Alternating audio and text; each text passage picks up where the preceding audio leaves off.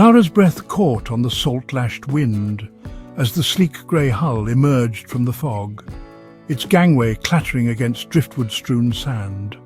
She dropped her basket, heart hammering. Sam, curled safely at her hip, babbled, "Is that a whale watcher, Mama?" Clara pressed a hand to his small back. I don't know," she whispered, every syllable trembling. The man in the dark coat paused at the basket of glass, binoculars swinging from his neck like a pendulum over an abyss. "Good morning," he said, voice low and steady enough to roll through the roar of surf. "I'm Captain Briggs. The fog swallowed my course. Could you point me to the marina?" Clara rose, sand cascading from her coat sleeve. Dawn's pale fingertips stretched across the horizon, turning each sea glass fragment into a jewel at her feet. "The marina's 5 miles north," she breathed, fingers trembling around Sam's shoulder strap. "Past Cannon Beach, through the bay's shoals." He knelt to meet Sam's gaze, and Clara felt the familiar tug at her heart. "What's his name?" "Sam," she whispered. Sam's curls caught the light, shining like spun gold. "You've his mother's eyes," Briggs said gently. He reached into his pocket and drew out a thick envelope. "I'll need help restoring my course," he added, "and this will cover your living expenses for 10 years. Clara's breath hitched. Sam squirmed, wide-eyed. 10 years? "Enough for you both to live well," he said, offering the envelope. "And if you trust me, Sam could learn to navigate stars, read weather, sail my ship." Tears stung her lashes as she sank to her knees. Sam burrowed into her shoulder, trusting, innocent. She cradled Sam against her chest, the envelope pressed cool against her palm, heavier than her sorrow. "Take care of him," she said, voice raw as timber in a storm. Briggs lifted Sam into his arms, banner grey eyes softened. "I swear it." The horn bellowed. Clara watched until the vessel slipped back into the mist, the promise of the envelope's contents a fragile hope against the ache in her chest. The tide rolled in. She remained on the sand, powerless as the sea itself. On the deck of the Northern Star, Sam learned to knot ropes before he could tie his boots. The salt spray baptized him each dawn, and Captain Briggs, stern but fair, guided his hand.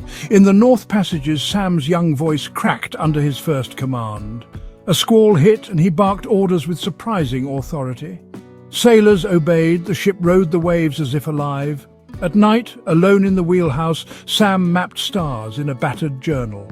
Each constellation felt like a promise, a way back home. Years passed. In Seattle's high-rises and shipyards, rumours swirled of a master navigator at just 18. Benjamin Carter, magnate of timber and trade, summoned Captain Briggs to his office overlooking Puget Sound. "Briggs," Carter said, ice-blue gaze pinning him, "if this boy is as skilled as they say, I wish to meet him. I have no heir." When Sam entered Carter's glass-walled office, broad-shouldered, sun-kissed, Carter's stern mask cracked into pride. "You will inherit my name, my wealth, my legacy. Will you accept?" Carter asked. Sam bowed, voice steady. "I owe everything to Captain Briggs. If you trust me, I will serve." Thus Sam oversaw cedar stacks that stretched like forests in Carter's docks and warehouses. He learned commerce, negotiation, the pulse of markets. One autumn dawn, Carter entrusted Sam with yet another vessel, the Pacific Heart, bound for Boston with exotic West Coast driftwood to fund Carter's final endowment. Sam hired his crew under Seattle's mist, loaded the ship's hold. He stood at the prow, wind in his hair, recalling Clara's whispered lessons. 3 days out, the sky darkened. Waves rose like living walls. Sam shouted orders above thunder's roar. Sailors scrambled, water surged over deck. The Pacific Heart groaned but held. By dawn, every other ship in the convoy lay shattered. Sam stared at jagged rocks ahead and guided his vessel into a hidden cove. With 2 deckhands, Sam ventured ashore. Cliffs loomed, trees dripping with sea spray. A guttural scream ripped the air. They found Dr. Rachel Moore bound to a boulder, wildlife survey maps scattered. 2 men beat her with rope. Sam's blood sang with outrage. He wrenched a length of rope, charged. The men scattered. Sam cut the bonds, lifted her. She trembled in his arms. "Thank you. They stole my research on orphaned otter pups." He tore cloth to staunch her arm and carried her back to the Heart. Over hours he brewed tea from ship stores, shared biscuits, and listened to her plans for an otter sanctuary in Seattle. Before dawn, they loaded her gear and charts. Sam vowed to deliver both her and the driftwood. They sailed into Elliott Bay by midday, record time.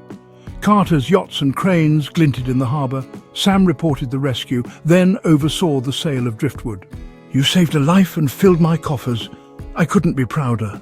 That night, Sam watched city lights flicker on water, flecks like the sea glass Clara once gathered.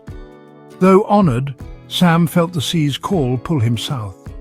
With Carter's letter of introduction, he voyaged to Portland, then took rail east through fur-lined passes. He carried a simple satchel and wore a dark coat. 3 weeks later, he arrived in Augusta, Maine. A chill Atlantic wind greeted him. On Sunday, he slipped into St. Anne's Cathedral. Emily Whitmore knelt across the aisle, white gloves folded in prayer. When Sam read aloud from an old mariner's journal, lines of hope and wonder, Emily looked up, tears shining. At service's end, the governor summoned Sam to the grand chambers. "You speak with wisdom of ages. My daughter's conservation work needs you. Will you stay, if you ask it of me?" Sam settled in coastal Maine, restoring wetlands, funding research, guiding Emily through brackish creeks. Their partnership bloomed into love, silent and deep as the tide. He wrote to Captain Briggs of home reunions, yet something held him in Maine's salt-kissed air. Back on the Oregon coast, Clara still walked the tide line. Each dawn she listened for Sam's laughter in the foam. The envelope Captain Briggs had left lay on her mantle, edges worn as old parchment. 10 years had carved lines into her hands and heart. One golden morning, a battered pickup rolled up to the cottage. The driver, one of Sam's crew, handed her an envelope bearing Clara's name in a faithful hand. Hands shaking, she opened it. Inside, a ticket for passage on the Northern Star, now docked in Newport. A note. "Come east to Portland. I await you with open arms. Sam." She packed at once. The ferry's horn bellowed. Gulls wheeled overhead. Clara's heart hammered in her chest. On the dock, Sam stood taller than memory, strong and sure. Their eyes met. Mother and son separated by oceans, reunited by love. He lifted her in a swirl of tears and laughter. The world stilled around them, water lapping, ropes creaking, gulls crying. Clara saw in Sam's face every sacrifice she'd borne. Sam saw in her eyes the source of his courage. They stood on the boardwalk, sun dancing on waves, and knew that home was not a place, but this moment of union. Together they walked into Portland's bustling streets, hand in hand. Clara felt the horizon widen with every step. Sam carried her letter of passage, proof that hope, like sea glass, can be polished by time and tide, and in that bright morning air they whispered a promise. No matter how distant the journey, love and sacrifice will always bring us home.